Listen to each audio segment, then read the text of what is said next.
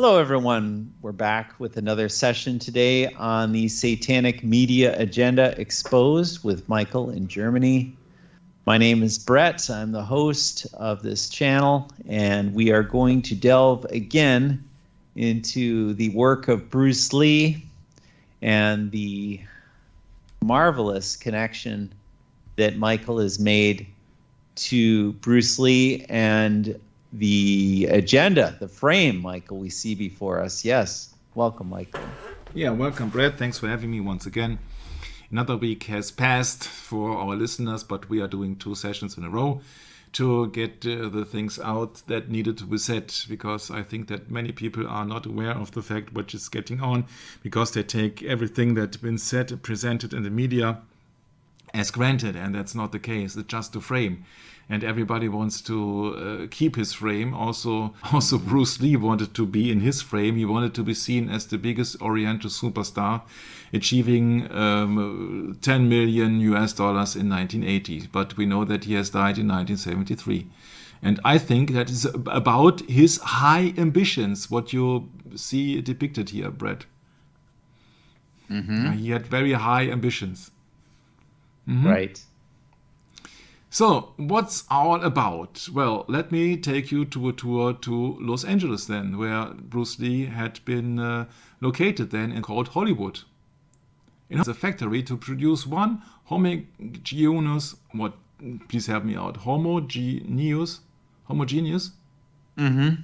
Yeah, okay. Homogeneous, yes. Homogeneous, okay, let's start again.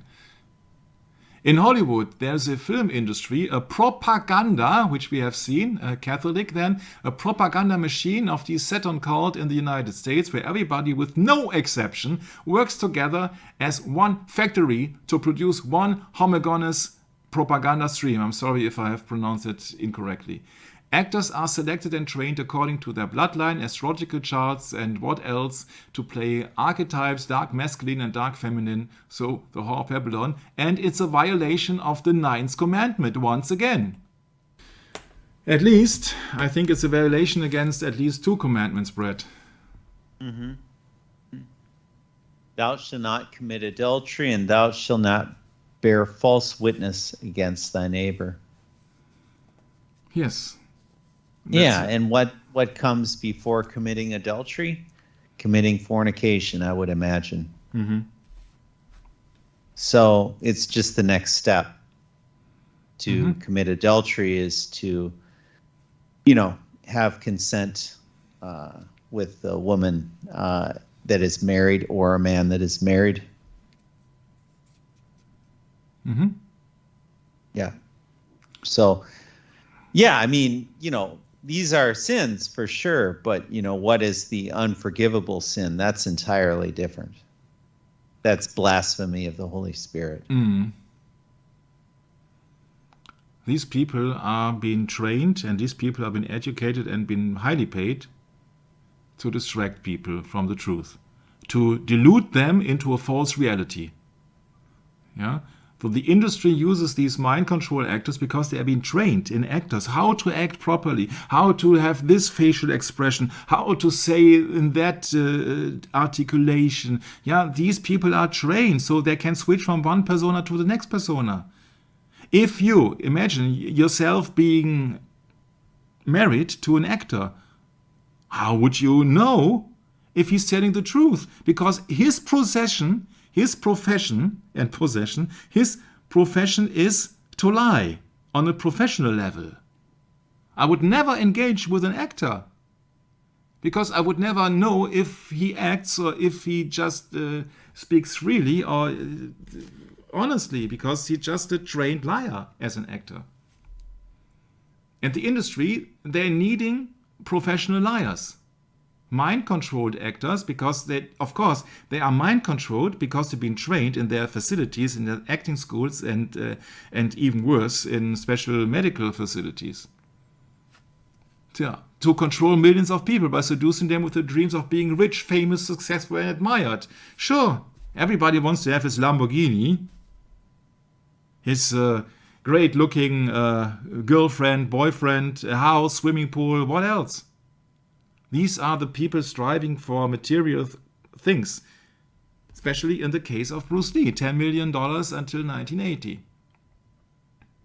The entire thing of history, when it comes down to moving images or alleged moving images, because there are no movie cameras, these are photo cameras with a high rate of pictures per second to create the illusion of a moving picture.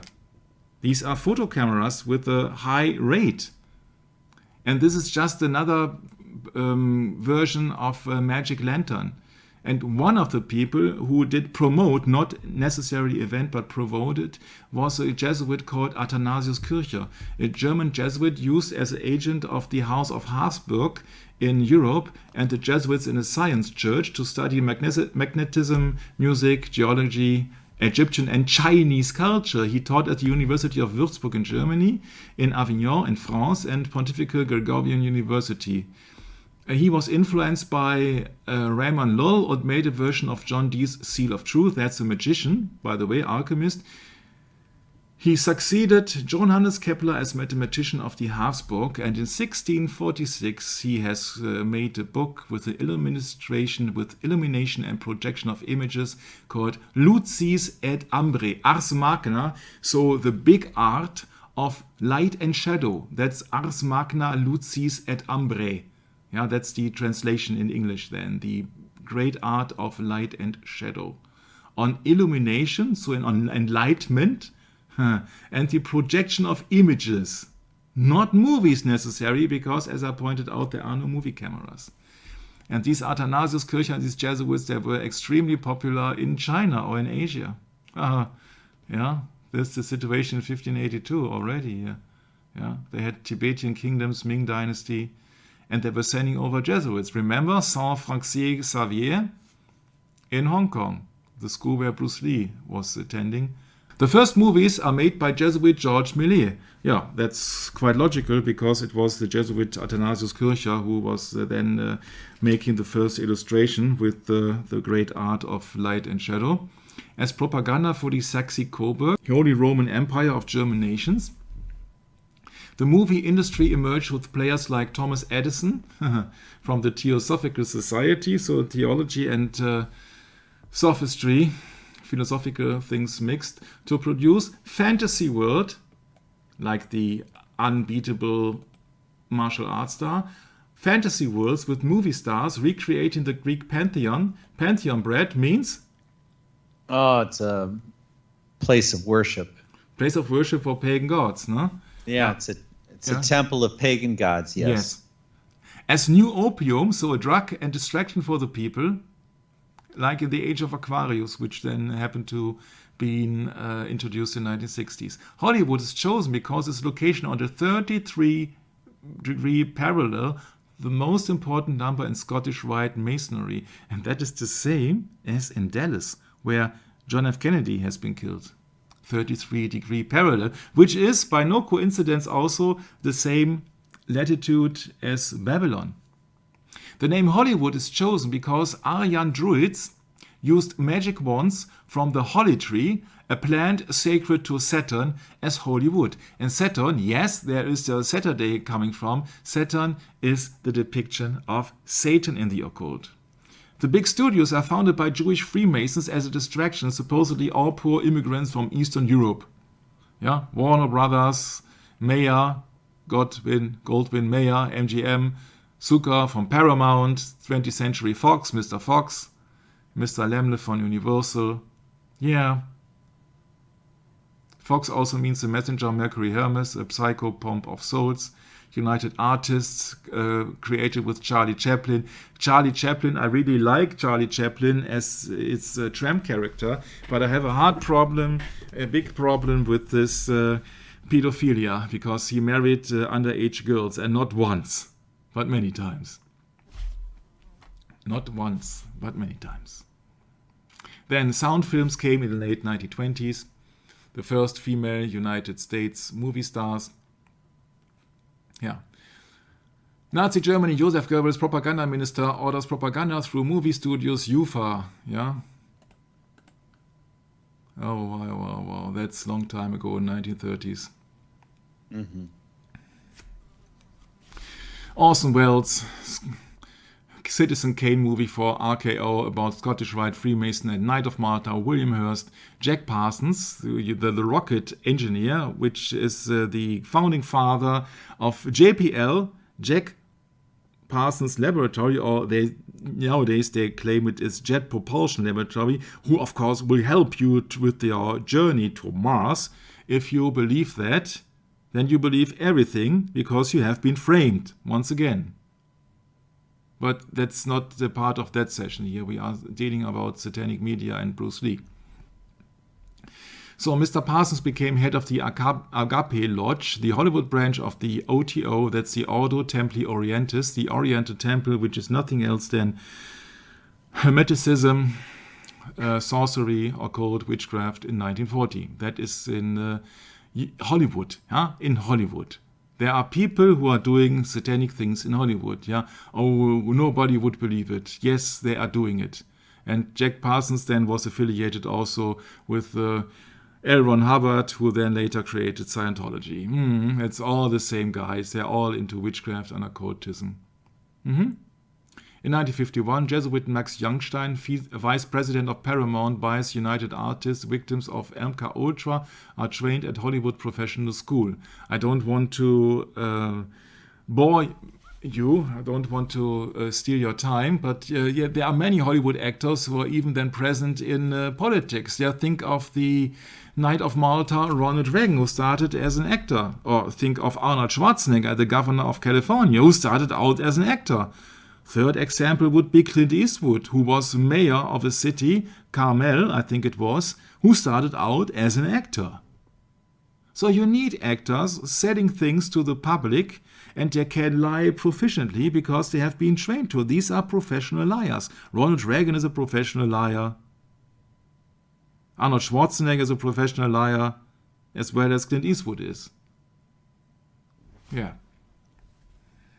Well, yeah, and you see how the whole beast system works because Ronald Reagan actually didn't become a honorary Knight of Malta till after he had finished his political career.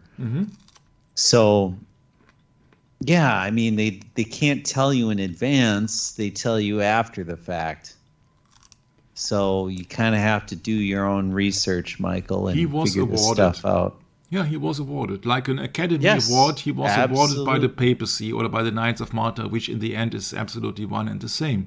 One and the same, but yeah.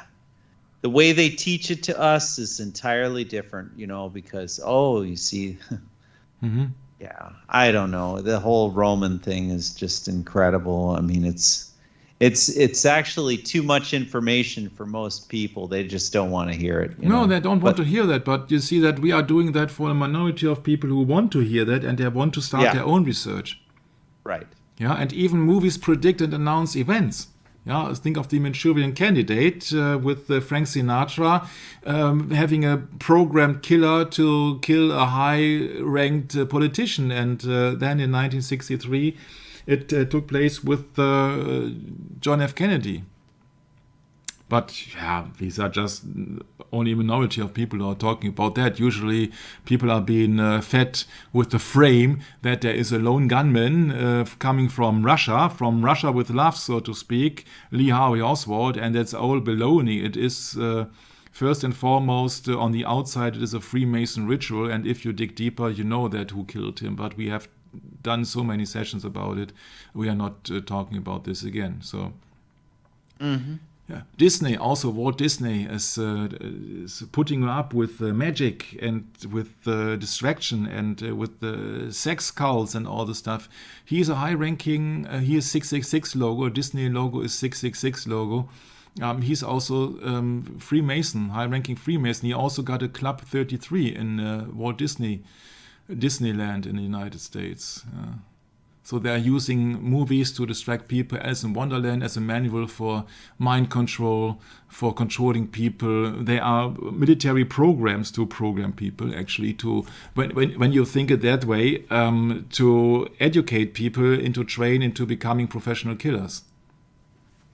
It's not only in the army, it's also done in medicine and in mind control and in psychological facilities. what's that hospital, Walter in United States, where JFK has been delivered to Walter. What's that? Can you recall that, Brett? No, I can't. Okay. Walter Reed Hospital, yes. Bethesda Naval Hospital, yeah. Walter Reed. Yeah, okay. Yeah, and these people, they communicate with numbers, ciphers, logos, symbols, abbreviations. Miramax, MM is 33, that's a code for Freemasonry, the highest rank of Freemasonry. Oh, yeah, because if you take the M and you spin it, let's see, spin it one direction, it turns into 3, you know. If you spin it clockwise, Yeah, or 90 correct. degrees, you create Correct. 33. It's the same as McDonald's, by the way. Right. Yeah, McDonald's has an M and in an M. Yeah, inside an M. Yeah, many people that's say right. that's 2 female breasts. So actually also they depict 33. Yeah? McDonald's, how hard can it be? It's Scottish anyway. Yeah, Scottish right. So it's very easy on that regard. Yeah, it's extremely easy, I think.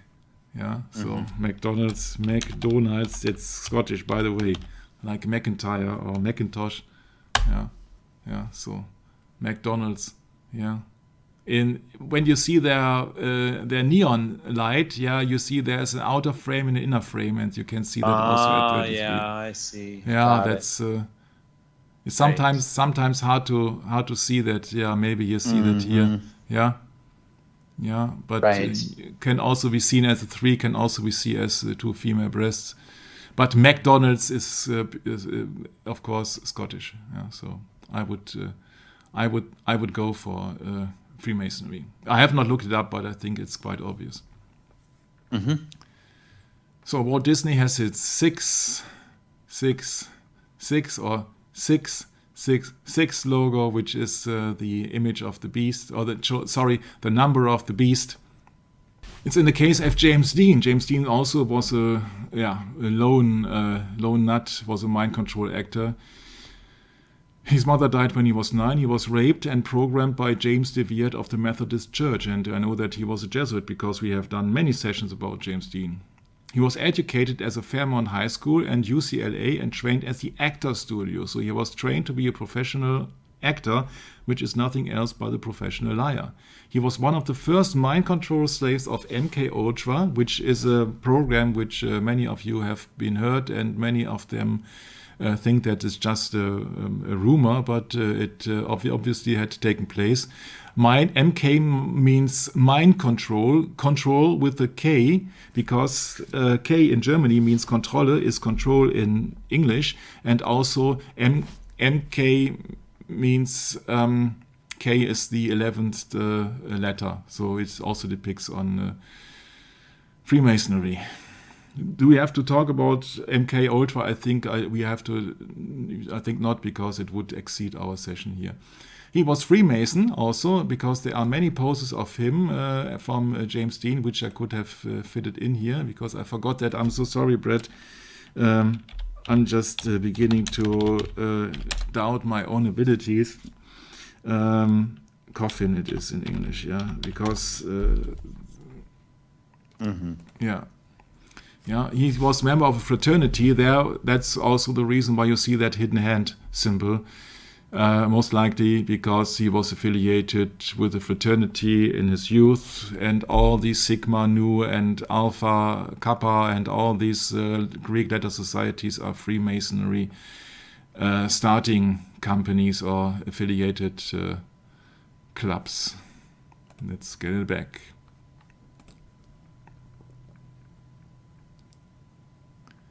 He was related to Jimmy Dean, who played in MI6 propaganda Diamonds Are Forever.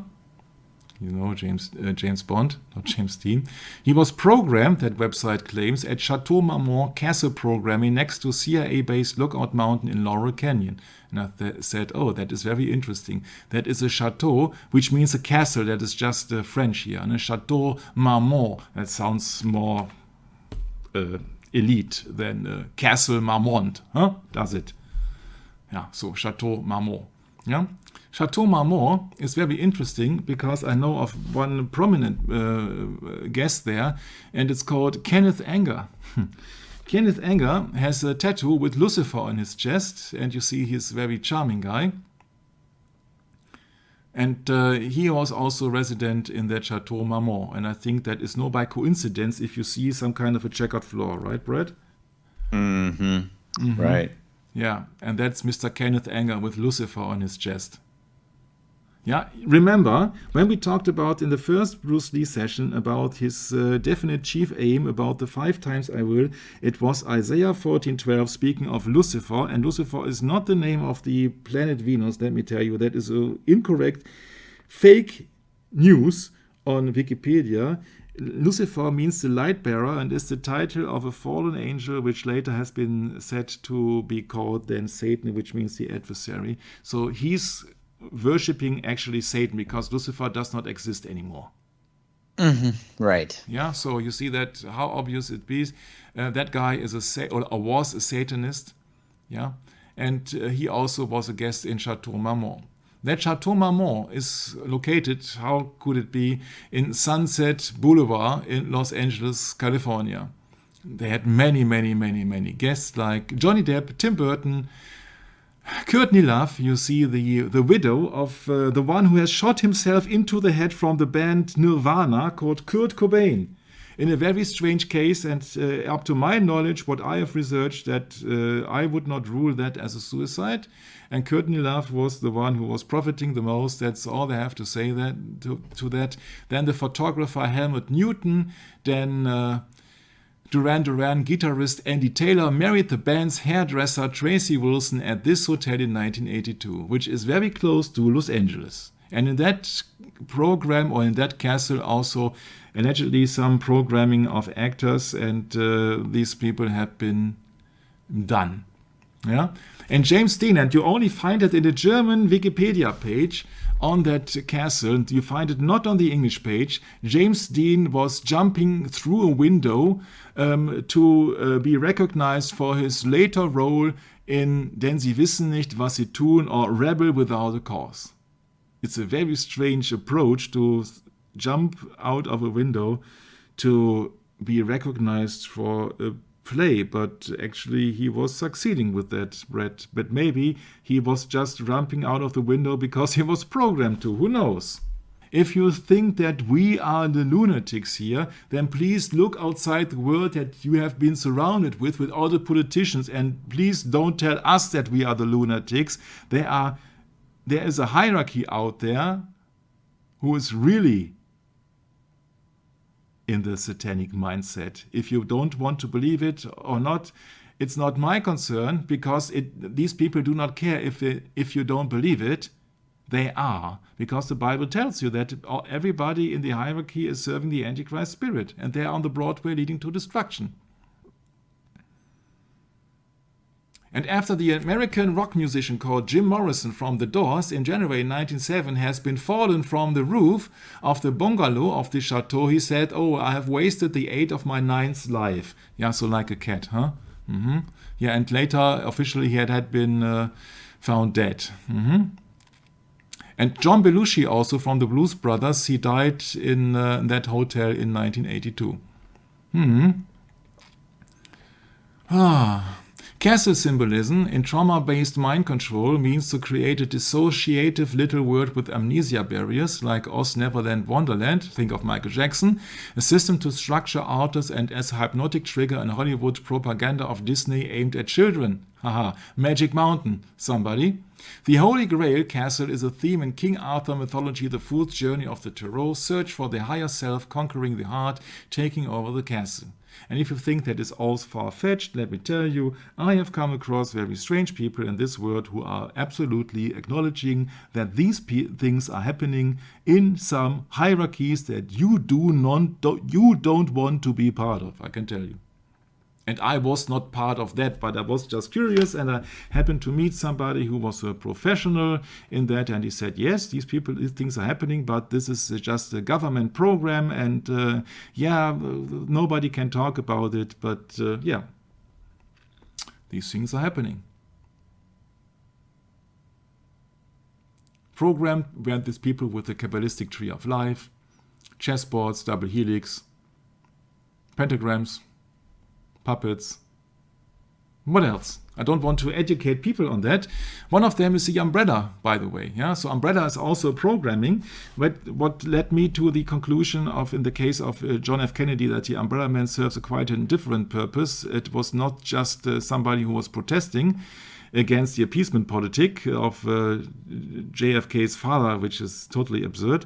But this is just not a signal to any shooters from the outside, but it's just a program for as a sign for the one shooter to kill the president. What I was inside the limo. Yes, an insider, yeah, an insider.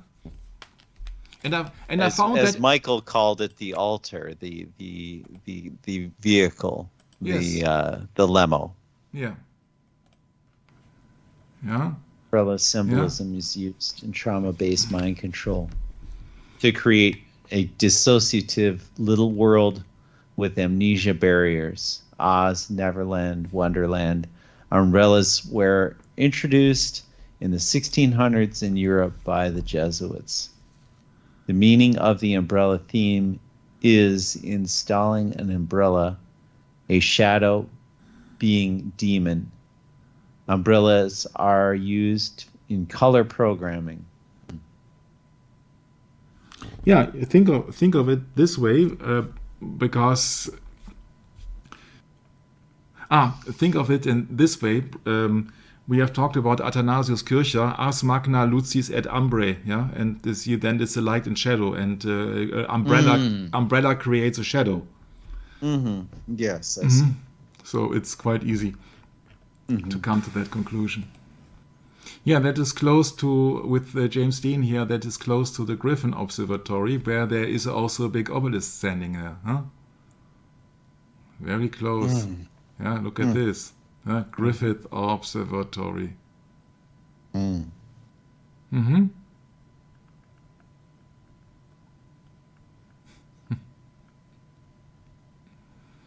The Astronomers Monument in Griffith Observatory, Griffith Park, Los Angeles, California, shows Johannes Kepler in the center, flanked by Isaac Newton on the left and Galileo on the right. Yeah, you see, then you got the right guys together, huh? The science gods. In Italy, the church was tightening its grip on free thinking as it fought the Reformation. Religious repression and wars passed, but scientific knowledge remains. And the question is, what science are they talking about? Yeah. So they are fooling us with dates and numbers. For example, here with the Back to the Future. Oh, wow. Doc Brown and the date of November the 5th. Remember the 5th of November, the gunpowder plot never to be forgot. But who knows the gunpowder plot in 2023? Not many people. Not many people. Yeah. Especially in the States here. Yes. And that supposedly also took place at the Griffith Observatory here. And what else took place was the Terminator Arnold Schwarzenegger. Yeah? Yeah, so these are places of worship. You see, they worship science here. And that column, which is forbidden in the Bible, of course. Huh? Right. Yeah. Man.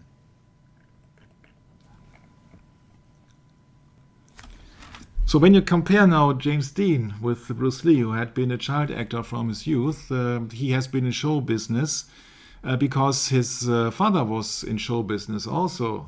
Yeah, so that as a young age also. And when he was a little bit older, or a teenager, he was portraying a kind of a Romeo character and a cool James Dean type to protect women, of course. So that's an interesting feat. And later on, he became then the martial artist. Yeah, but James Dean was an identification figure for many, many people, even in Hong Kong, which is thousands of miles away from Los Angeles. So what I did, actually, is just to pick out Google Maps. And in Google Maps, I just looked upon the location of many, many famous musicians of the 1960s. Be there Frank Zappa, be there Beach Boys. These are household names, I think. Or be there Bruce Lee, Or be there James Dean, who died in 1955. Yeah, and I thought, okay, yeah, well, maybe James Dean has been located in 14611 Sutton Street, Sherman Oaks. That's somewhere around here. And other people, this is here Brian Wilson from the Beach Boys. He's a little bit far off. And I said, well, that's very close because that's just a few miles apart here, all in Bel Air. Remember that Bruce Lee has bought a house that he could not afford, and instead of paying the mortgage on that house or just the IRS, he just then bought a red Porsche to show off with his buddy Steve McQueen. Haha. And everything 1960s here happening in that Los Angeles area, Bel Air, and especially Laurel Canyon. And that got me into thinking extremely, because I said that's very interesting, because Bruce Lee has been located in 2551 Roscoe Mar Road. And that's so close. It is so close to the most famous address in Los Angeles, I think, for all times, which is 10050 Cielo Drive. Are you affiliated with Cielo Drive, Brett? I don't think so. No. Okay.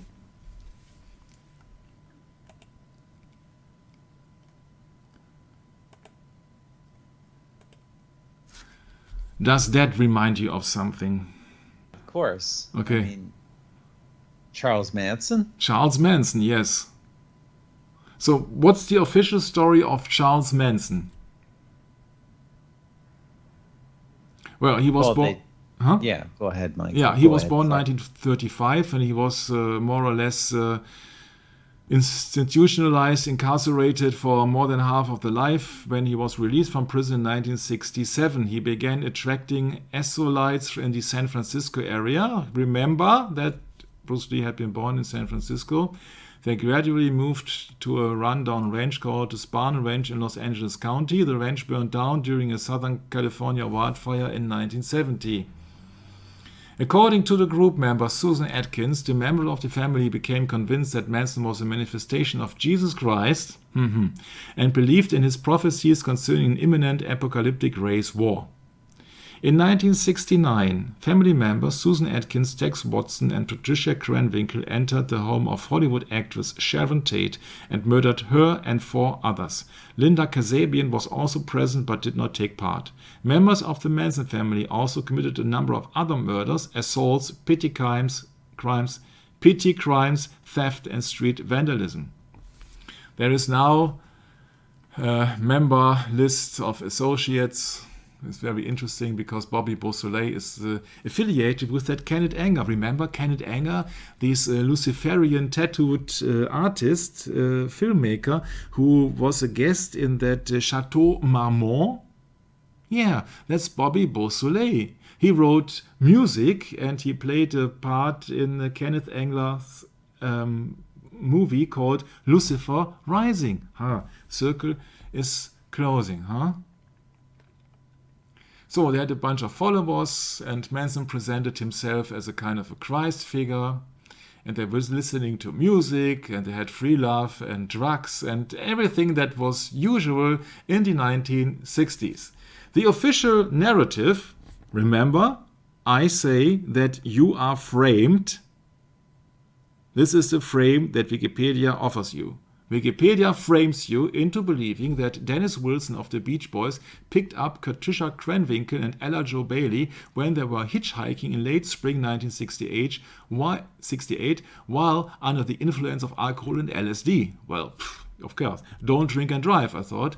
He took them to a specific Palisades house for a few hours. The following morning, when Wilson returned home from a night recording session, he was greeted by Manson in the driveway, who emerged from his house. Wilson asked the stranger whether he intended to hurt him. Manson assured him that he had no such intent and began kissing Wilson's feet. Inside the house, Wilson discovered 12 strangers, mostly women. And I was immediately struck by the number 12, Brad. Can you think why? Well, yeah, 12 disciples. The 12 disciples, when he was seen as a Christ figure, sure. The account given in Manson in his own words is that Manson first met Wilson as a friend San Francisco house where Manson had gone to obtain marijuana. Manson claimed that Wilson gave him his Sunset Boulevard address and invited him to stop by when he came to Los Angeles. Wilson said in a Record Mirror article that when he mentioned the Beach Boys' involvement with Maharishi Mahesh Yogi to a group of strange women, they told me that they had a guru, a guy named Charlie, means Charlie Manson. Over the next months, the number of women doubled in Wilson's house. He covered their costs, which amounted to approximately $100,000. This total included a large medical bill for treatment of their gonorrhea and $21,000 for the destruction of his uninsured car, which they borrowed. What a great philanthropist, I think. Wilson would sing and talk with Manson, and they both treated the women as servants. Wilson paid for the studio time to record songs written and performed by Manson and introduced him to the entertainment business acquaintance including Greg Jacobson, Terry Melcher, and Rudy Altobelli. By the way, Terry Melcher is a record producer, the husband of... the name. Every time the name escapes me, okay? And the son of Doris Day. The latter man, Rudy Altobelli, owned a house which he rented to actress Sharon Tate and her husband, director Roman Polanski. Jacobson was impressed by the whole Charlie Manson package of artist, lifestylist, and philosopher, and he paid to record his material. Wilson moved out of his rented home when the lease expired, and his landlord evicted the family. Manson established a base for the family at his barn ranch in August 1968 after Wilson's landlord evicted them. It had been a television and movie set for westerns, but the buildings had deteriorated by the late 1960s.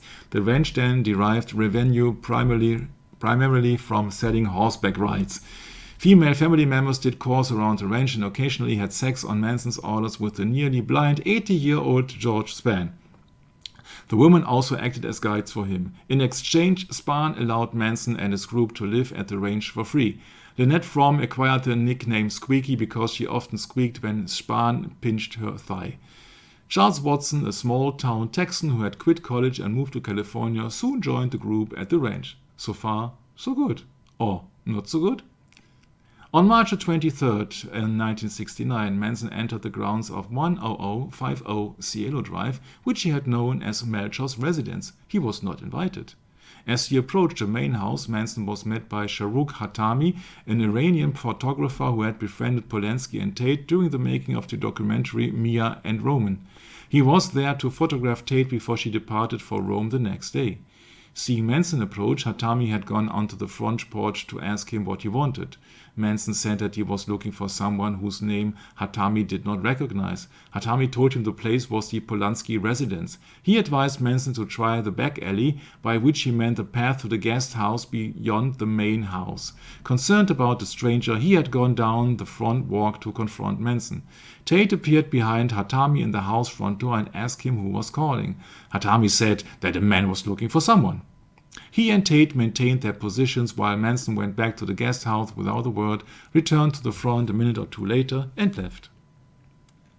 That evening, Manson returned to the property and again went to the guest house. He entered the enclosed porch and spoke with Altobelli, the owner, who had just come out of the shower. Manson asked for Melcher, but Altobelli felt that Manson was looking for him. It was later discovered that Manson had apparently been to the property on earlier occasions after Melcher's left. Remember, Melcher was a record producer. He was the son of Doris Day. And he formerly had rented that house until Roman Polanski and Sharon Tate were taking over. Altobelli told Manson through the screen door that Melcher had moved to Malibu and said that he did not know his new address, although he did. Altobelli said that he was in the entertainment business. He had met Manson the previous year at Wilson's home and was sure that Manson already knew that. At the meeting, he had given limited compliments to Manson on some of his musical recordings which Wilson had been playing. Altobelli told Manson he was leaving the country the next day, and Manson said that he would like to speak with him upon his return. Altobelli said that he would be gone for more than a year. Manson said that he had been directed to the guest house by the persons in the main house. Altobelli asked Manson not to disturb his tenants. Altobelli and Tate flew together to Rome the next day. Rome. Tate asked whether that creepy-looking guy had gone to see him at the guest house the day before. Tex Watson, you know, that Texanian guy who just dropped out of college, became involved in drug dealing and robbed a drug dealer named Bernard Lotzerpopper Crow. Crow allegedly responded with a threat to kill everyone at Sporn Ranch, meaning the Manson Stuff family. In response, Charles Manson shot Crow on July 1st, 1969 at Manson's Hollywood apartment. Manson's belief that he could kill Crow was seemingly confirmed by a news report of the discovery of the dumb body of a Black Panther, which then was such a Black Panther, how to explain that? A Black Power political organization in Los Angeles. Although Crow was not a member of the Black Panthers, Manson concluded that he had been an expected retaliation from the Panthers. He turned Sporn Ranch into a defensive camp, established night patrols by armed guards. Tex Watson would later write, Blackie was trying to get at the chosen ones. Manson brought in members of the Straight Satans motorcycle club to act as security. At this time, Bobby Beausoleil became more involved with the family.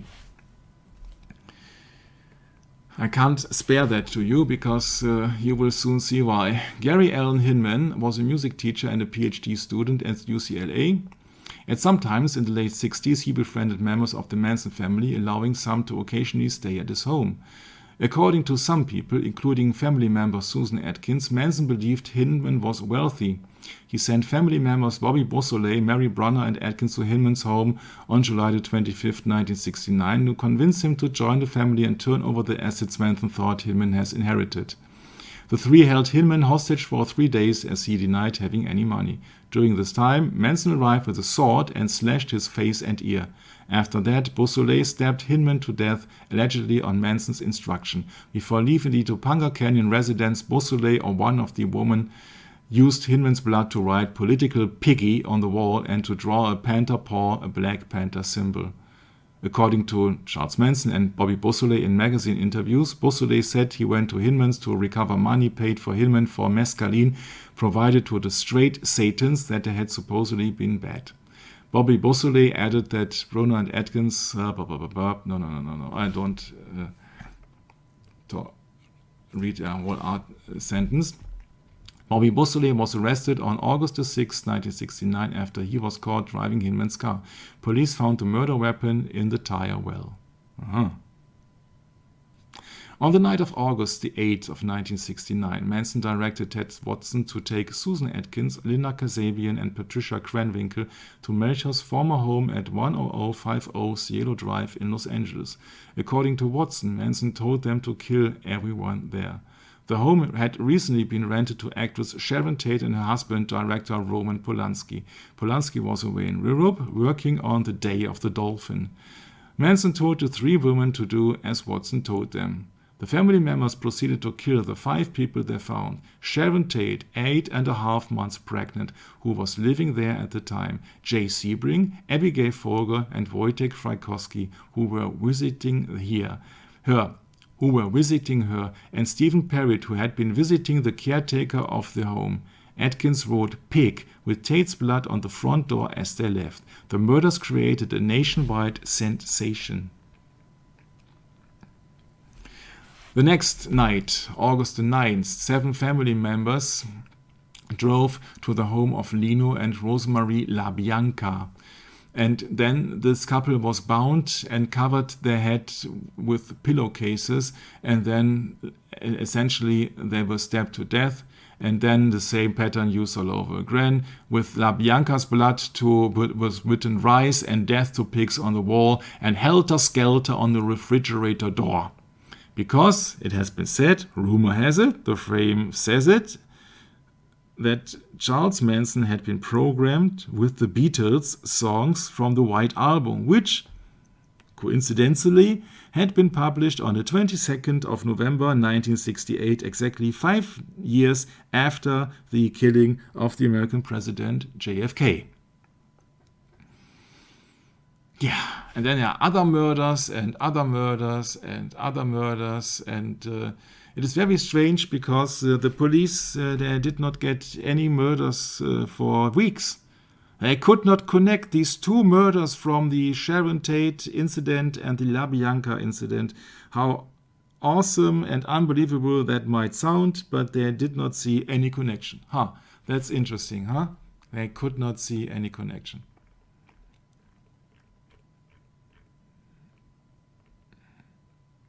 Yeah. Murder motives. The family established headquarters in Death Valley environments, and according to Charles Watson, they played the Beatles' double album, The Beatles, and became obsessed with the group. And then they had racial tensions between blacks and whites, and they predicted that the black Americans would rise. Remember, rice has been portrayed in blood, in rebellion, and that the Beatles song foretold it all in code. That is the basement. That is Wikipedia. That is the original narrative. Remember, don't question the authorities, because you have to be framed.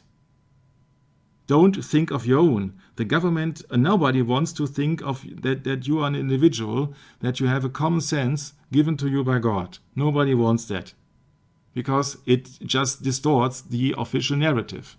And why I'm pointing out this horrendous murder story here is quite obviously because when we would calculate the distance between 10050 Cielo Drive to Bruce Lee's address in 2551 Roscoe Road, I did that before, that is less than 10 miles. So in every biography you come across, you see that Bruce Lee was terrified for the safety of his family, as well as other members of Los Angeles Bel Air community. But of course, it's the same thing as in the case of Bruce Lee. There is a story behind the official narrative. And that's what we are going to find out. I came across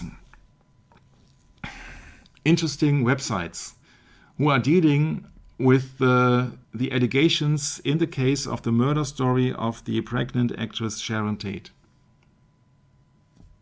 Not only the question why Sharon Tate, because it has been officially stated that Charlie Manson did not know that Melcher had been drawn to Malibu, but according to the owner of the house, Altobelli, he had told Manson. So why did they choose Sharon Tate's house for that murder?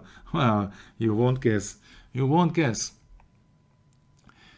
We are facing the fact that we never see a decent, honest trial.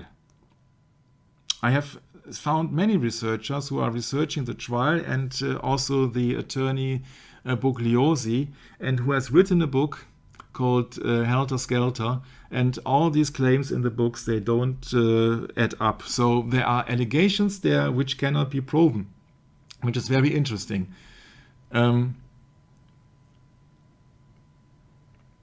For example, that officially innocent guy called Stephen Parrott has been worked as an audio store, and he made a visit at 11:45 in the evening PM on Friday night, to visit a customer in the guest house in Cielo Drive to present him the latest Sony digital clock. Can you imagine how somebody is so possessed of his business that he drives almost at midnight to his client's, Brett? Yeah, really fishy. Really fishy. So yes, very fishy. This is an example here of a picture of a lookalike clock from Sony then, the latest fashion. And conveniently, when you go according to the script, you see that clock, according to Bugliosi, was forever frozen at 12:15 a.m.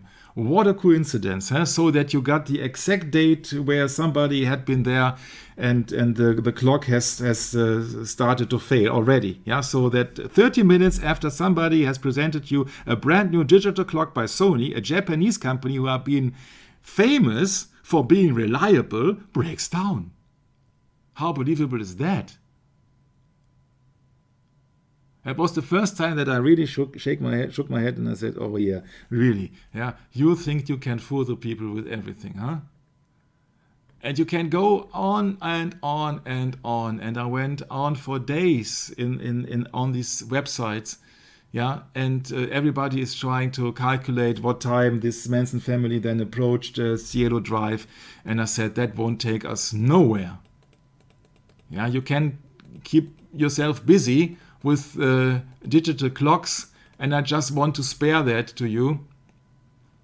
Yeah, there are so many distractions. There are so many controversies. For example, there is one gun and 3 knives involved. Yeah, there are 3 knives in the car. Kasabian has one, Atkins has one, and Kramwinkel has one. When they climb the fence, 2 get thrown out the window, and 1 is found in a chair. Means 3. How did Mr. Watson, who drove the car, slash Steve Parent, if he does not have any knives? So even the number of tools or weapons that don't match, they don't add up. You can go endlessly into this, but you see that there are some fishy elements in it. Yeah, cutting the wires. Yeah, they allegedly have cut the wires from the telephone pole. Yeah, so Tex Watson climbed up on the telephone pole, cut the wires. He knew exactly in the night, of course, close to midnight, he knew exactly what lines to be cut. And then he climbed down, and then he was just jumping around over the fence. And then somebody was in a car approaching the exit, and they stopped the car with the gun. And then they slashed the guy and shot the guy 4 times. And of course, nobody heard a thing. Yeah, because it must be extremely hectic and noisy in the Los Angeles close to midnight in 1969. Oh, sure. I want to spare you time. Yeah. So that's the house here. Yeah, there is the fence. They climbed over the fence, and then somebody came up, wanted to exit out, and they shot him and stabbed him, and blood all over the place. And yeah, that's it actually. And then they jumped out in one window, and later all the mess starts. The problem is that you have to believe it, because otherwise you're a conspiracy theorist, huh?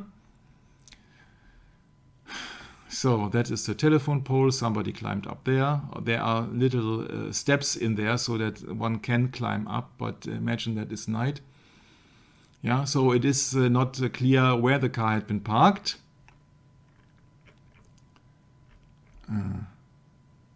How did Dex get up that high? Cutting the right wire in darkness was a real feat. He's damn lucky he didn't cut through a power line by mistake and thereby electrocuted himself. Tja.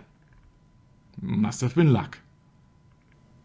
Yeah, so it is a problem here that you have to deal with these people who were either drugged or unreliable. These are all officially criminals, and so therefore, what's their word? So would you really care?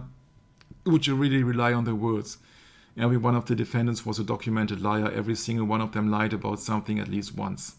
Yeah, sure. You see that everybody has his own reality. The death of Stephen Parrott in the car. Who told it best? Yeah, I just advise you to do your own research. I'm just looking for decent pictures. Yeah, so that's the fence that they have to climb over. In 1969, of course. Yeah, and so there are different versions where that car was driving. And I think we can agree that a dead one can't drive a car properly. So there are different versions where that car went. So they are not in line. Yeah, so nothing adds up. There's also a dent in the pavement, so that can be done on purpose, can be happening before. The fence remains a mystery. Yeah, everything remains a mystery here. And then it gets very weird because they were transporting a long rope. If I remember correctly from memory, it was 30 feet. Why do you carry a 30 feet rope? When you are carrying a gun, several knives, and you are together with 4 people, what's the purpose of it? You will soon find out. If I would tag so the alleged shooter, I'd be pretty worried the victims hear the gunshots and would be on alert. Sure, if you are shooting down somebody with 4 rifles or 4 gunshots, and it is about, I do not know, 50, 60 feet away from the house, I would really be worried when it happens on midnight that somebody would be awakened in that house or be worried. I think that's the usual behavior of people.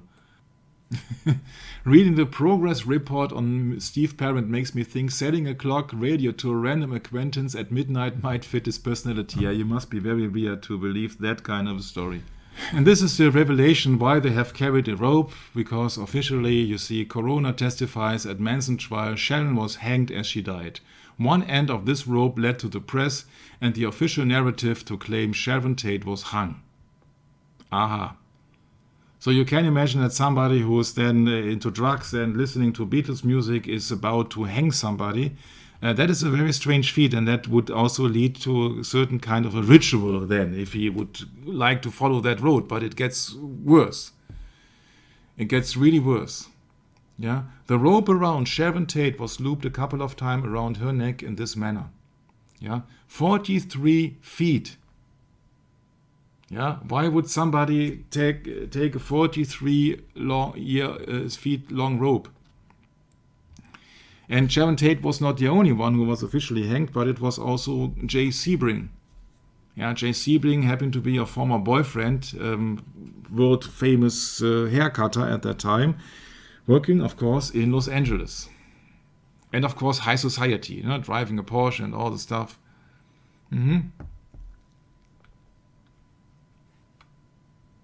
Homicide report, blood smeared all over the body. It appeared to investigating officers that somebody had handled the victim as in moving her from one location to another. So the usual pictures. Thomas Noguchi, the coroner to the stars, had already made a name for himself in the death of Marilyn Monroe, remember, MM33, and the assassination of Robert Kennedy. He was present at the scene, so they had a high-ranking coroner there. And his opinion was that she was hanged prior to her death. He said, I believe based on the wound findings on the left side of the cheek and the way the rope was tied at the scene that I personally observed, the way the rope was placed over the beam of the living room, I would form the opinion that Miss Sharon Tate had been suspended, perhaps not too long a period, but perhaps a partial suspension for a short time. The suspension was caused during the agonal stage. Yeah, there's medical terms here. Yeah, that's Thomas Noguchi, the coroner. Yes. He says, my opinion is that the rope was contacted firmly, giving a great deal of traction, and it is quite consistent in my opinion that the decedent was hanged. Aha.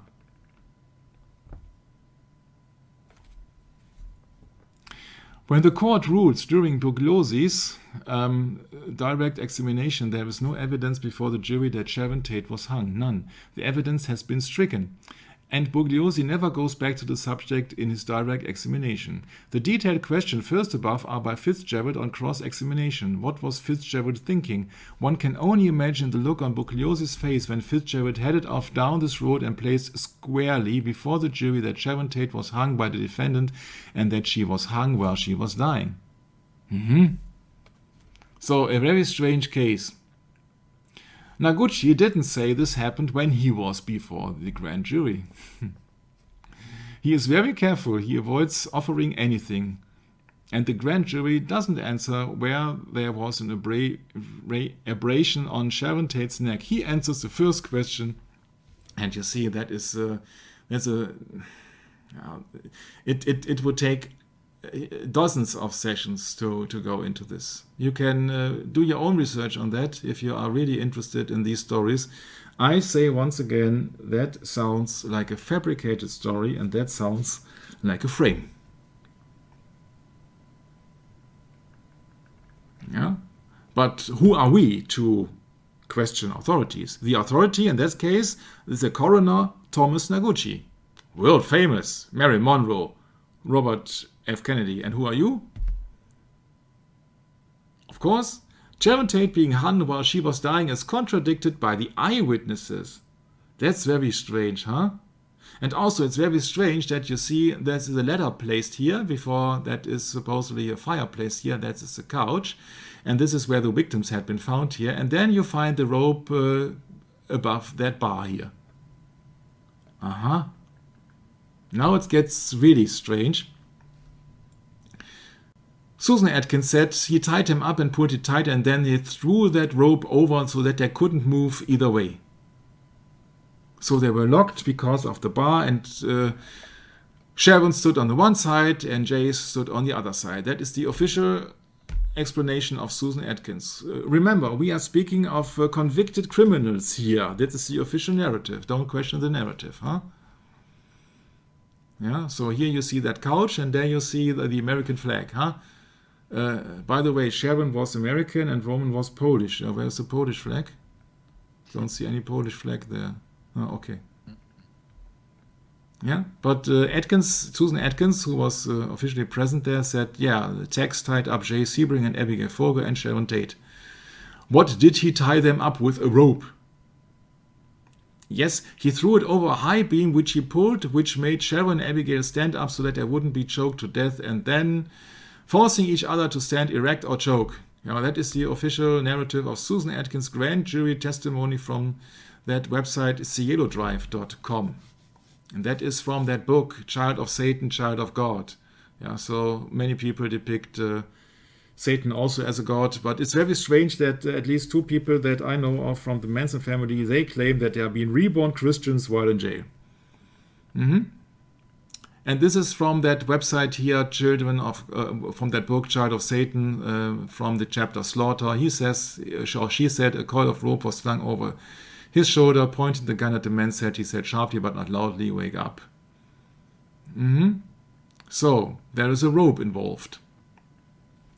Tex took the rope he had brought and tied it around the necks of all three. He threw the end over one of the living room beams and pulled it tight, forcing each of them to stand erect or choke. So that is in that book here. You have to believe it, of course. Seeing is believing.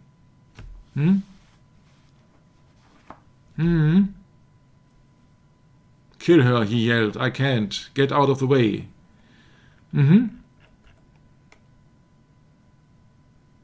Yeah, then they had a battle, and Frykowski went outside, and outside he was then stabbed and he bled to death. And yeah, then they had the headlines, 5 die in ritual killing sensation.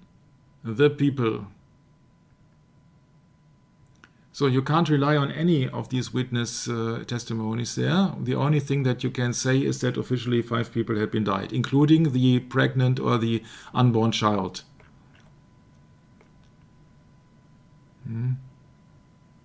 And they needed weeks to come across the fact that it was Charles Manson, although these so-called Manson family, they threw their blood-soaked clothes out of the window in the car and just threw it out of the window into somebody's porch. Sure, that's why you get rid safely of your clothing.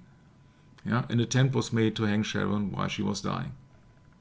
So everybody would say that, oh yeah, that is no coincidence, because there are many rumors out there that Sharon Tate actually was practicing witchcraft. Haha.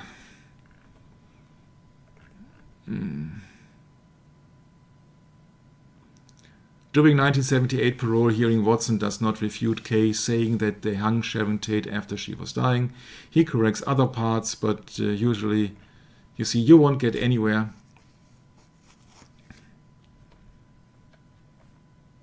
Yeah, Sebring and Tate were lovers before, and therefore they were tied together.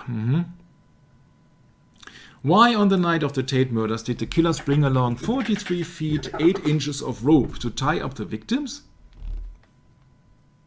Manson had officially told them that the establishment pigs ought to have their throats cut and be hung up by their feet.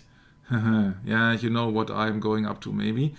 This would really throw the fear into people, Manson said. Their logical reference, I felt, was that the killers brought along the rope intending to hang their victims. It was only a guess, but I suspected it was correct, said Vincent Bugliosi. In that his own book, Helter Skelter, The True Story of the Manson Murders, he made it very interesting. He recorded the entire trial and then he pinned down that trial and he sold his own book. Vincent Bugliosi. Yeah, he was prosecuting Charles Manson and other defendants accused of the Tate LaBianca murders that took place in 1969. That's Vincent Bugliosi. He's also deputy district attorney for Los Angeles. And he's a highly interesting figure, I can tell you. It's not my opinion, it's the opinion of somebody who was investigating that case for decades. You will soon learn how and why and who he is. Second, to me, said the website, it is obvious the killer spent more time staging the scene than they admit.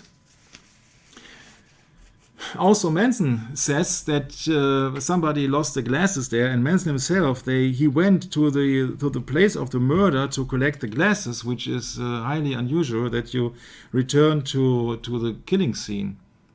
Yeah, so these glasses are usually an integral part of the Manson return storyline because Manson said somewhere that his partner had some glasses they used to start fires at the ranch and that they left them there. The problem, Charles Manson, is that these are the wrong kind of glasses. There are two main types of corrective lenses, converging lenses and diverging lenses. Diverging lenses, which are used to correct nearsightedness, bend the light further away from the focal point, while converging lenses, which correct farsightedness, bend the light towards the focal point. And it's also very interesting when you think about the lost glasses that Roman Polanski, on his return, he was informed that somebody has then lost his glasses, or her glasses actually, could also be her glasses, his glasses or her glasses, and he suspected Bruce Lee. And that's why my memory returned and I said, well, Bruce Lee was one of the main what's the name in English now? Suspects. He was one of the main suspects in that crime scene. And it's been said that Polanski drove with him to a doctor to check his eyesight, and then he had bought some new glasses which were totally different from the glasses found on the scene, so that he was very relieved because then he knew that Bruce Lee officially had nothing to do with the crime scene. That is the official story.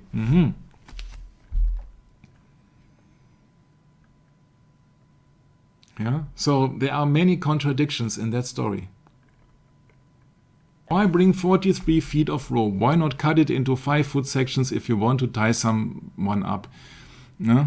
So I believe, said the website Bugliosi, is correct. The rope was intended to be a prop and used precisely how it was used to stage hangings, and that to me says Helter Skelter. So Helter Skelter means that all hell breaks loose, and that was the official war theme of Charles Manson when he was being programmed with Beatles music. So that you can think that one possibility is that that guy really had been programmed before. Maybe to music or to some extent to some words or so. So that was the first guess.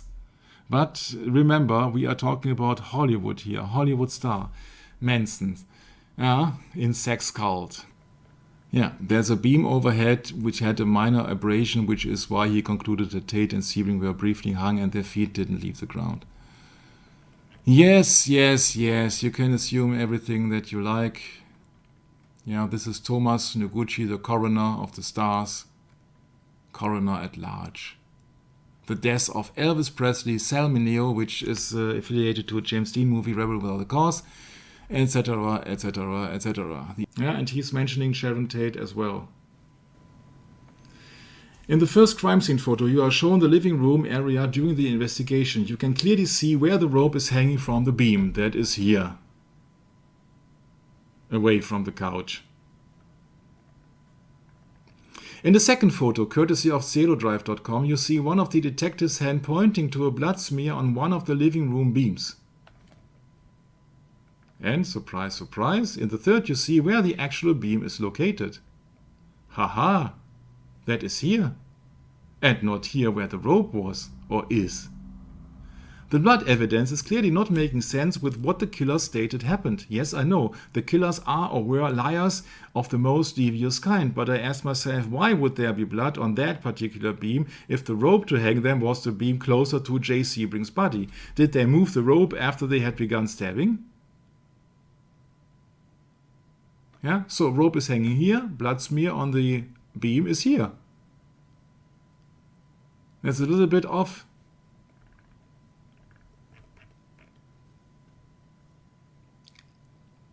None of the evidence slightly backs up the killer's lies. We do not know exactly what happened that night, but I would bet the truth is a million miles away from the killer's versions of events.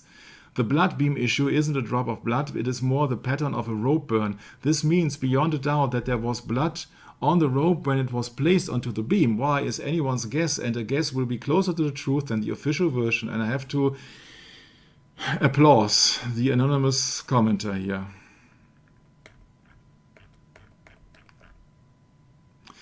Tex has told about 6 different versions that I know of, and I'm convinced that he believed everyone to be true. Yeah, that's the problem if you deal with people who are allegedly on drugs, huh?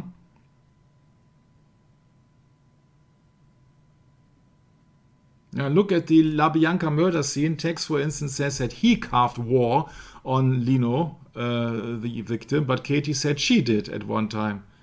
Yeah? Why? Because that info was fed to her and she used to piece it together. Yeah? I bet Katie or Tex doesn't remember who carved war on their bodies. He isn't standing under the same area of beam when he is pointing as the area of beam the rope is hanging from the first pick. Yeah.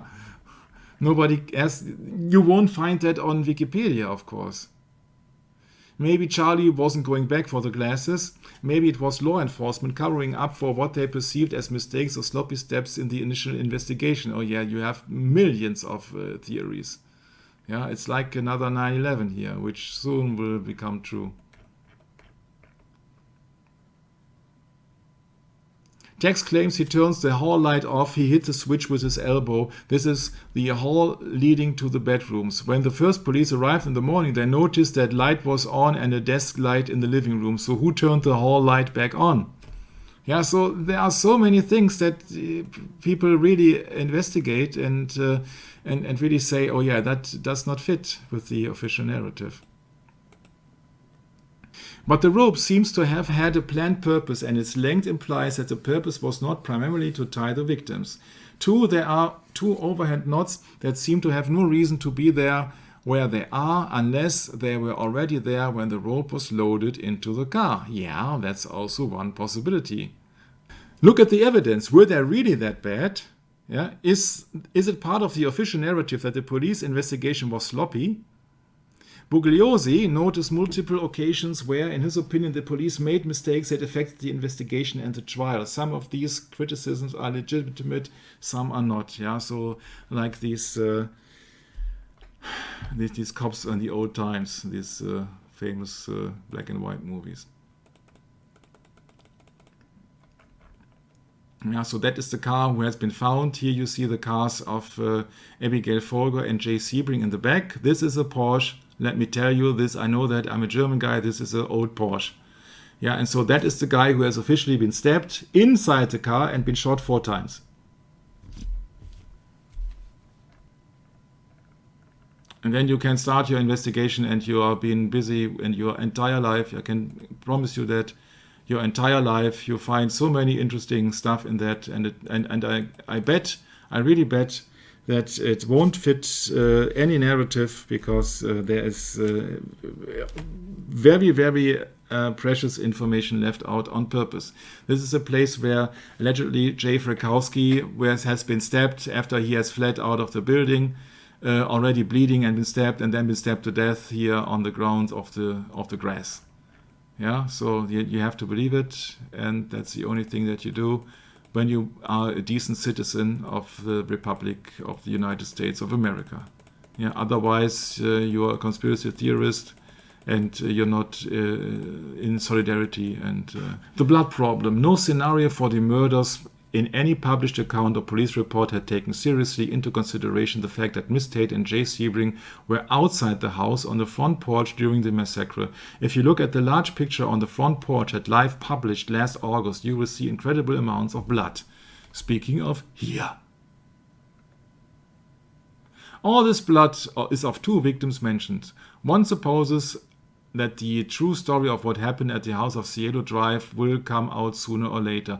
We have reason to believe that Linda Kasabian recounted a much different story of what happened there at the house to at least two people before she was arrested, a story divergent from her 18th day, testimony on a witness stand. Police Department Scientific Investigation Division, SID, arrived in Cielo Drive to participate in the crime scene investigation related to the murders of Sharon Tate, Jay Sebring, Wojciech Frykowski, Abigail Folger, and Stephen Parent. And don't forget the unborn baby. Granado had a Bachelor of Arts degree and a Master degree in Criminalistics. He had 6 years experience with SID. Don't question the authority once again. Yeah, so blood everywhere, a mess everywhere. Granado did a first walk through the crime scene. This is when he noted the gun grip pieces in the front hall that later were kicked under a chair. See image below. He went back and began to collect evidence. He started with the gun grip because he was afraid the pieces might be lost. Granado locked each location where he collected evidence that day with his initial G and a number. Brett, you know what came up into my mind, huh? Yeah.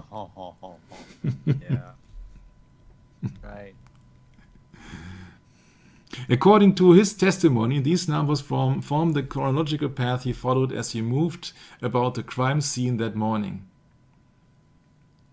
Evidence entries G2227 are missing from the report.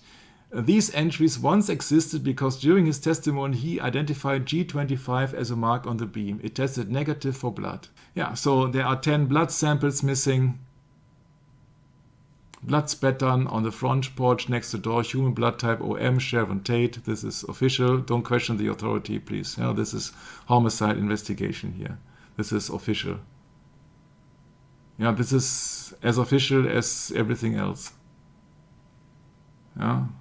Front porch near post type blood OMN of Jay Sebring. These 7 locations place Sharon Tate and Jay Sebring on the front porch and walkway of the house. The eyewitness say they never were there. Susan Atkins, tells us initially she was on the floor in the living room and saw neither the shooting nor Frykowski going out the door. Then she changes her story. Mr. Frykowski got away from me. He started running towards the front door, which was open, and screaming bloody murder, yelling for his life for somebody to come help him. She was asked, in addition of hitting Mr. Frykowski over the head with the gun butt, did Tex do anything else to Mr. Frykowski at that point? The answer of Mrs. Atkins is he was stabbing him as best as he could because Frykowski was fighting. Of course, you believe everything. And even he made it a few feet. Okay. The 7 blood locations contradict everything we know happened that night. We know Sebring and Tate never escaped the living room. Yeah, so why did they found blood on the porch? Because it's hard to leave the living room if you have been suspended on a rope, I think. Yeah, so the investigator who has a bachelor of what else, Granado had to make a mistake at least 7 times, and I would argue 9. Yeah, so all in all, that website says we have 11 to 13 errors. That is a lot. Yeah, possible error 1, delay in testing the blood samples. Error 2, the chain of evidence with the blood. Error 3, blood transfer. Several police officers tracked blood out onto the porch and even kicked the gun grip under a chair while Granado was present at the scene. Yeah, they don't like each other, it seems. How does Tate's blood get onto the front porch? Tate's blood was transferred by Atkins when she wrote "pick" on the door. The door to the Polensky home, however, was open, not closed when police arrived. That would suggest that any cast off from the pig writing should be in front hall, not on the porch. What about logic? Yeah, the door was open. It was open. Yes, it was. Yeah, so who opened the door? Oh, they forgot to close the door. Ay, ay, ay. Yeah. Yeah, if they would have DNA, huh? It has blood in the wrong place. Yeah, well, they all were incompetent. Sure, that's why they have a bachelor of any degree. Yeah, they're all incompetent. No one cared about blood typing in 1969. Just only Sharon Tate, Jay Sebring. These are Hollywood celebrities, but who cares? Who cares? Errors over errors here. Every victim except Sharon Tate was subtype MN. It also means that Granado's subtype results were likely wrong, or at least there is a 40% chance that it is wrong. All 7 samples are Sharon Tate's blood. If you believe the official narrative, given the order the victims were killed, it is more likely the greater quantity of blood on Watson's hand when he left the scene would be from Sharon Tate, the last victim, not Sebring the first. Don't come with logic here. Don't come with logic. Footprints. There are no bloody barefoot prints noted in the front hall, but the images clearly show blood there. That means whomever left these stepped in the blood on the porch, not in the living room. We know this statement is completely inaccurate. Surprise for 2 reasons. She didn't have to step in the blood to exit the house, and because she left several footprints. I'll spare you all these details because it won't get you anywhere, because it happened quite the other way. It's really, it's a mess, you see, that it's the wrong beam, it's the wrong blood, it's the wrong location. What else would you need to see that the official story can't sustain? The story starts with Atkins and Watson both attacking Frykowski as he fights his way towards the front door. The broken gun grip in the front hall, the additional blood in the front hall right, and the evidence Atkins stabbed Frykowski several times in the back document these events. Perhaps Sharon Tate followed Frykowski or was near him because Krenwinkel and Folger were blocking the other obvious exit from the living room. Remember, the fight between Atkins and Frykowski started in front of the couch and head towards the chair at the north end of the room, thus blocking access to the third exit from the room. Do you want me to go into the details? I do not think so. Frykowski then moves to the porch, falling into the bushes at the north end. This act separates Frykowski from the attackers for a few moments. Frykowski attempted escape leads away from actual help, which is down the driveway because the presence of Kasabian blocks his best route. He would assume she is another foe coming to aid his attackers. Then practically everything described by Atkins can happen.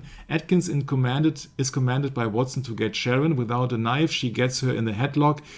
Her conversion with Sharon ensues. She was then attacked by Watson while Atkins held her. Her body was either subsequently carried back into the house to stage a hanging her with her apparent lover, or Atkins walked her back there while wounded in a bizarre way, honoring her request to sit down.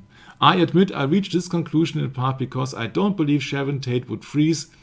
I also acknowledge one of the reasons I believe that she didn't is anecdotal, relating to an incident involving my pregnant wife 28 years ago and how she responded to a far less life-threatening yet still potentially injurious situation. Put simply, I believe Sharon Tate would have fought like hell to save her unborn child, or as if my wife, to put it at the time, she became a she-wolf. But that does not happen.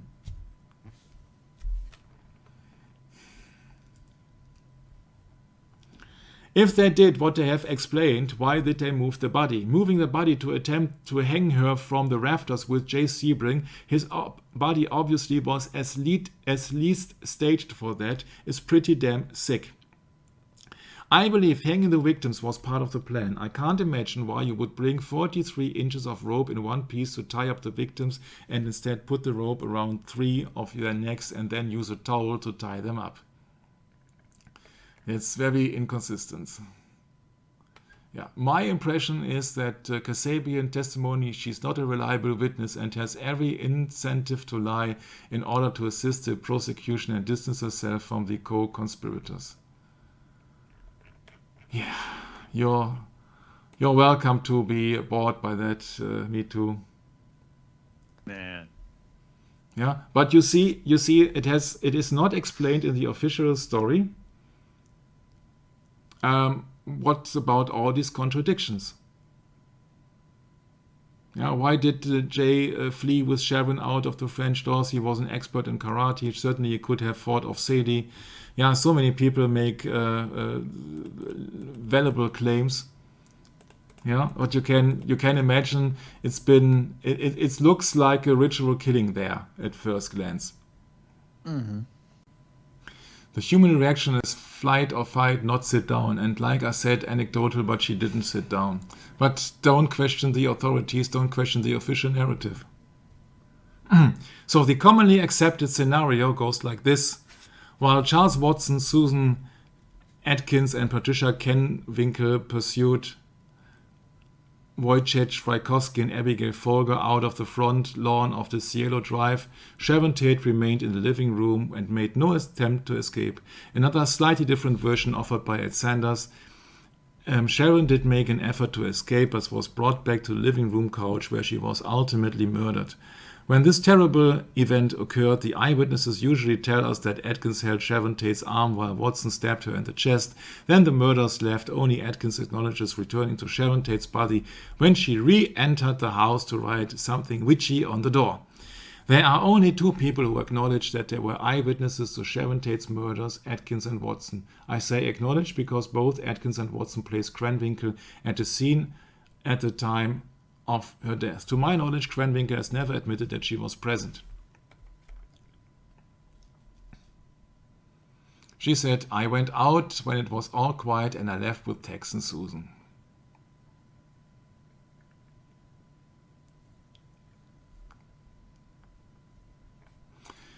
Susan said, something made me go back in the house and I got the towel and I had tied the man's hand with and I went over to Sharon Tate and I flashed, wow, there is a living being in there. I wanted, but I couldn't bring myself to cut her open and take the baby. I knew it was living. I knew it wouldn't live.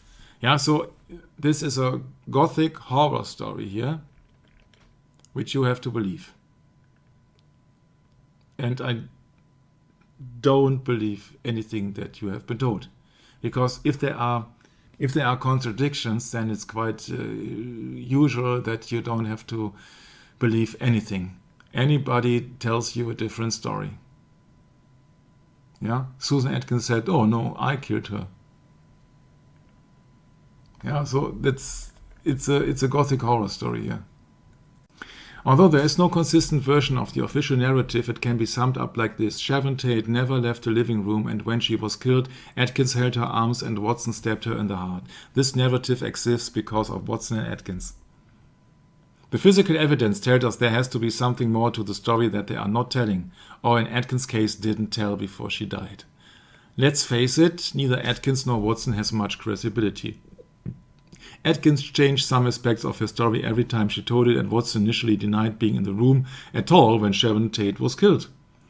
Watson had apparently forgotten the name Jerome Shorty Shear and today will not discuss his life crimes and parole hearings, etc., etc. Atkins apparently forgot she did a lot more than just stab Wojciech Frykowski a couple of times in the leg. She murdered him. So they lied repeatedly.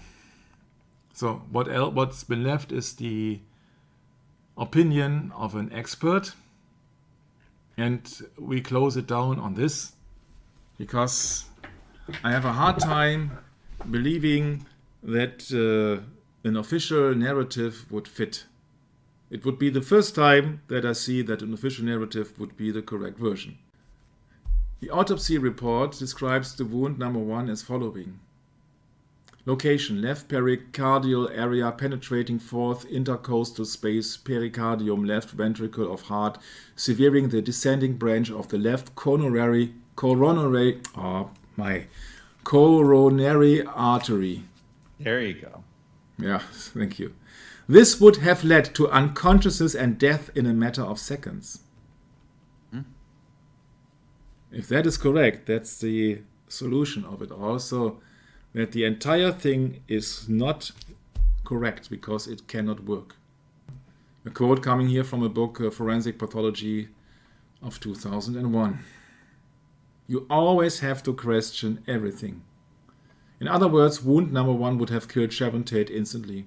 That means that any wound inflicted more than a few seconds after wound number 1 would have been inflicted after her death. That would be post-mortem wounds. Officially, she had no post-mortem wounds. If Sharon Tate has defensive wounds from trying to block her attackers, that means at some point she was not held by the arms as described by Atkins and Watkins.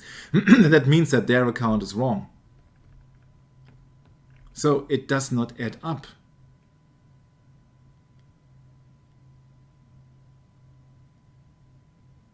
Yeah. That Sharon Tate, by the way, riding a plane, literally only for the US Army. She would have died from wound number 1 in a matter of seconds. Can you imagine that? Sometimes I'm really fed up with research, because you see that we are living in a satanic world with a satanic media which is constantly lying to us. If we research a little bit deeper, you find it in every story that they are lying to you, and they get away with that because usually people do not question the narrative. They only been questioning opinions in a certain frame. But if you step out of the frame and then you question the entire frame and the entire narrative, oh yeah, then you are the enemy of the state. Yeah, right. Well, or if you look at it this way, you see the beast for what it really is. Yes, it's all a bunch of lies.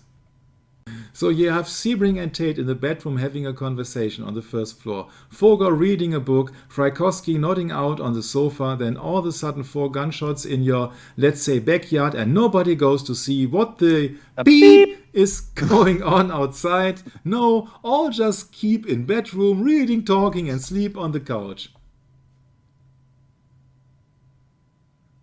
Please, bloggers, your humble opinion on this?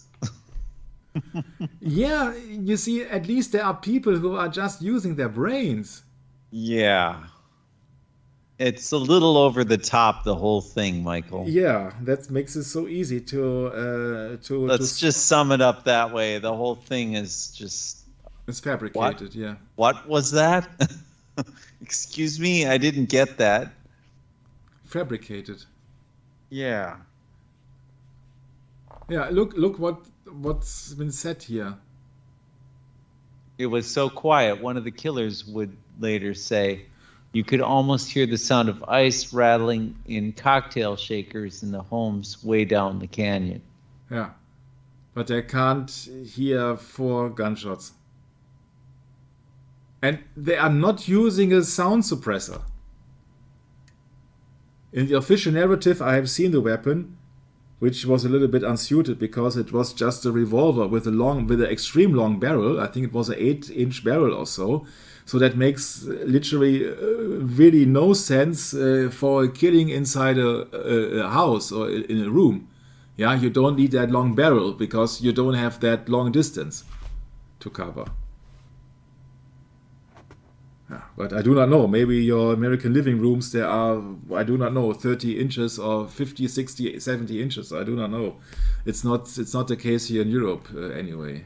Yeah, so that's the thing. Mm-hmm. Yeah. Just.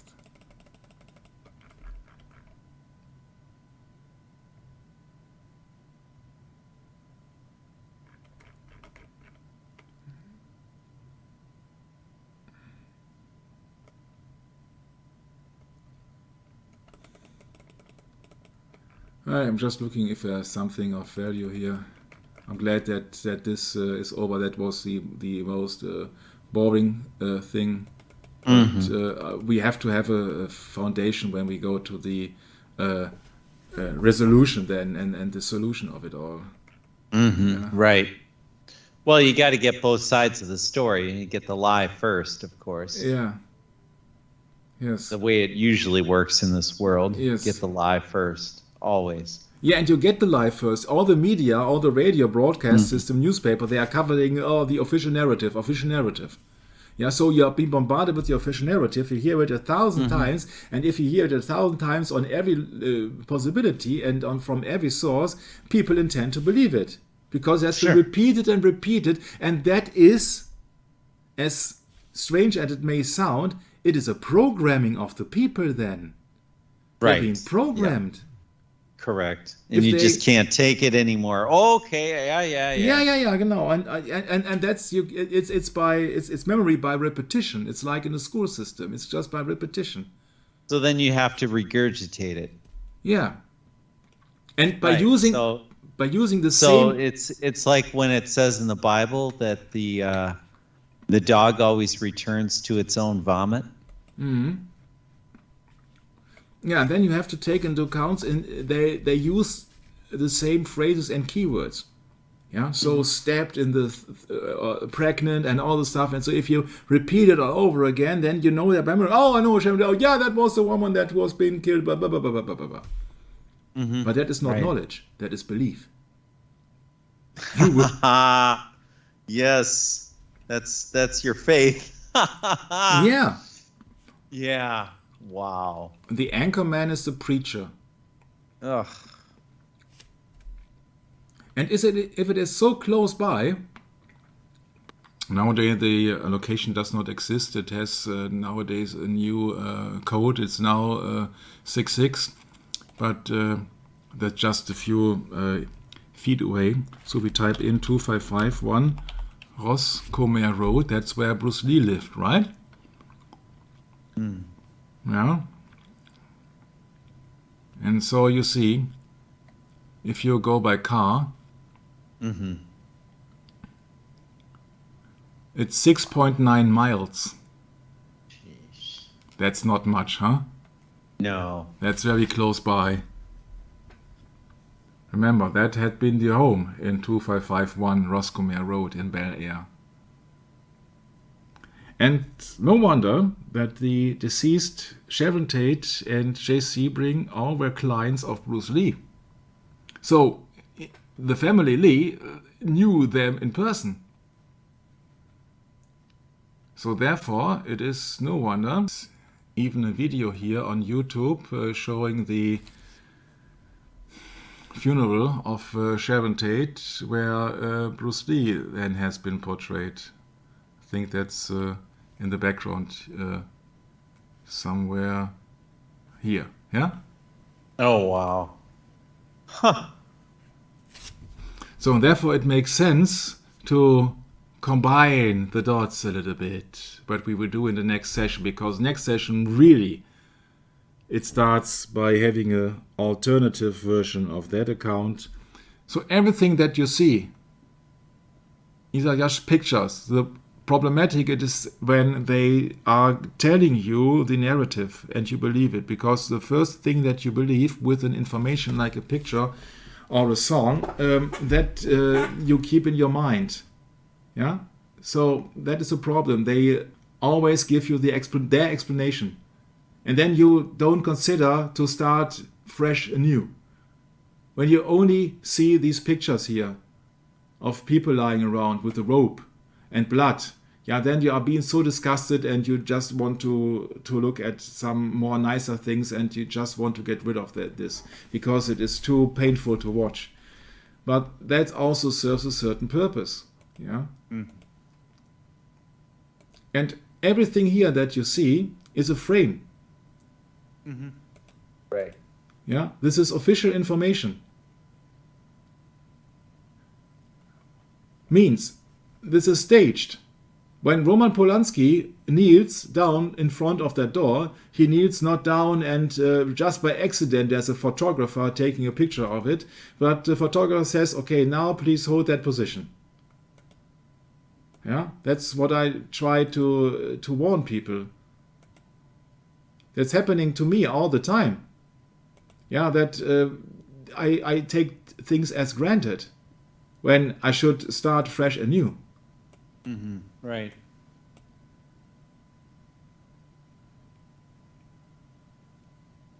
Yeah, so everybody says, "Oh no, a murdered person. No, I don't want to be affiliated. I don't want to see that." Yeah, so murdered people and all this stuff. So let's look it up. Where is it here? Yeah, so this being the rope and this being the murder weapon. Yeah, look at the size of the barrel. Yeah, for an inside murderer. Sorry, that is just way over the top, huh? Right. Long barrel, 22. Yeah. If you see that there is a interesting side effect in that Sharon Tate mystery, that many people accuse Sharon Tate of being a witch, introduced into witchcraft because she had made a movie before called Eye of the Devil, where she asks a young lad, "Do you believe in magic?" In order to perform for that horror movie, Eye of the Devil, she had to be introduced to witchcraft by Maxine Sanders. English guy. You see here, Star of David, so to speak, or a hexagram. Yeah, of course, that is not the reality. This is just a movie which is, in essence, is the same, which means the worship of dark forces.